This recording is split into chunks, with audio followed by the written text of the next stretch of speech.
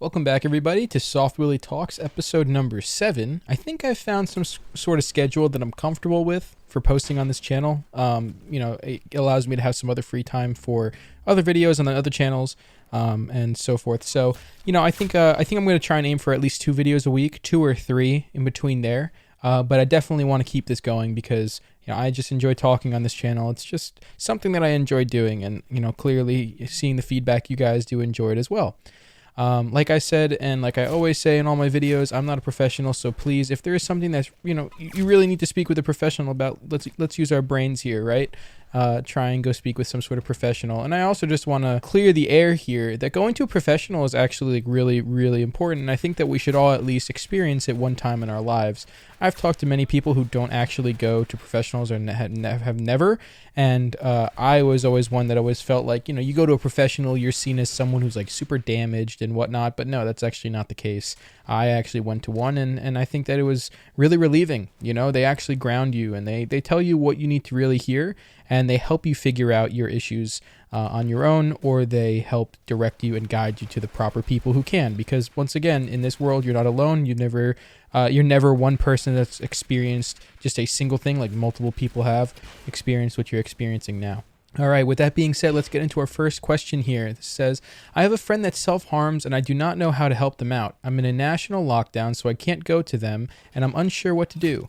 They will message me a lot about when they do it or saying they want to do it, and it gets me nervous because I'm scared they'll commit suicide.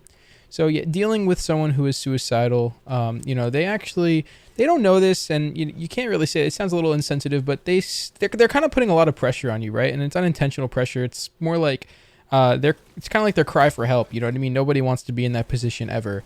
But there is a lot of pressure on you. There's a lot of just no good feelings about the entire situation, I think, for both parties. Dealing with a friend who is suicidal, you always have to use positive reinforcement statements, and, you have to let them know that they're not alone and that you want to help them. And you kind of have to use techniques to kind of like let them see better in certain situations and help them work through it all, because clearly suicide is just not the answer. On top of all that, if they're self-mutilating, I think that, a technique that I would use is, asking if they have a rubber band and trying to work with them on snapping a rubber band on their wrist or, some sort of form of that. I mean, I don't condone the pinching. I think that, the rubber band technique on the wrist definitely does help. But I think that, that's really as far as you can go. If this person has parents and you're able to speak with the parents about this, I think that's something that you should do, because if their life is possibly in jeopardy, according to you, all you're really doing is trying to help out the best you can. So I think it's your best bet to try and bring this up to somebody else as well. That's a lot to harbor. You know what I mean? That's a lot of weight. That's somebody's life, and you want to make sure that they're okay. So the best way to do that is to try and help out. If you're unable to physically be there with them, you got to go to somebody who can be there with them. I hope this helps.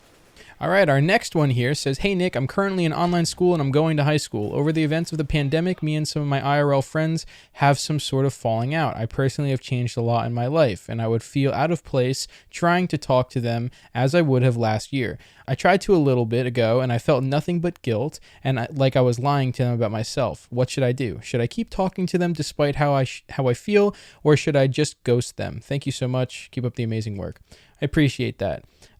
So what I will say to you is that you need to be honest with yourself so that you can be honest with others, right? If you're comfortable with yourself, then there should be really no guilt there. I don't entirely understand the full situation based on what you've told me, but first of all, it's really good that you've grown as a person and that you can identify that you've grown as a person. Very proud of you for that. You say you would feel out of place trying to talk to them as you would have last year. Listen, it's very difficult to talk to somebody or a group of people an entire year apart. You know what I mean? Especially after having some sort of falling out, right? I think it's quite difficult for, after some time not being able to talk to somebody the same way if you hadn't spoken to them for some time. So I think that your best bet would to be, if you really do want to pursue talking to them, for sure you can. You just have to be clear with your intentions. I think that's the most important thing to do, is be clear with your intentions and go from there. I think that's the best way to go about that. Talk to them, express your feelings, or if you don't want to talk to them whatsoever, then don't have to talk to them whatsoever. We've mentioned that in other videos before, right? We talked about you not having to speak always to somebody, right? So once again, just be honest with yourself and then be honest with them and do what you feel is in best interest for you. That's all I can really tell you, is to do best interest for you. There's not enough information here for me to go off of to give a more descriptive answer, but you need to do what's in best interest for you, so you need to think about that. And don't get all down about feeling guilty and whatnot. You haven't spoken to them in a very long time, so there's that, and I'm sure that they're feeling that same way as well. I hope this helped. If it didn't, feel free to DM me. Honestly, this is quite a short episode today, and that's okay. I think that sometimes it's important to have some shorter episodes, right? But this last one here says, "Hi, I'd like to ask for something that you could maybe talk about in the next SoftwillyTalks video. I'd like to have some advice on your thoughts on how someone can stop tormenting themselves over something that happened a while ago. Past things are hard to let go. There are things that are really difficult to let go, and that's okay. I think the first step to trying to, move on or stop tormenting yourself is by accepting the situation for what it is. It's obviously easier said than done. In the past with me, I've had some serious situations where the advice given by a professional really didn't help, and the only thing that could have helped was time, right? Time. Everybody says that time heals all wounds, but in all honesty, time really just teaches you how to cope. And time teaches you how to just kind of live with it and deal with it. So, I would say that time is definitely something that's on your side, but also I think, generally just accepting the situation for what it is.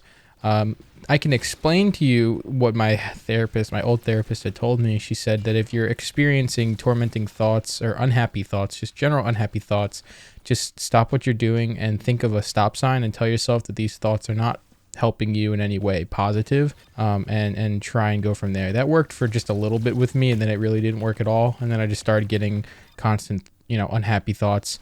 And the only way that I was able to really get around it was by occupying my mind, and constantly occupying my mind and working out, actually literally working out. It worked out by me working out and getting my mind off of things, or hanging out with friends and playing video games and other things like that. So that's really the only advice that I have on that. I'm sorry I don't have much more. But other than that, I hope you guys enjoyed this episode. Again, short episodes. Short episodes are fine too. That's actually, I kind of prefer shorter episodes. With that being said, hope you guys have a great rest of your day, and I'm going to try and get some more videos of this done. Please, again, tip me on Twitter if you have anything you want me to speak about. Once again, thanks a lot, guys, and enjoy the rest of the gameplay.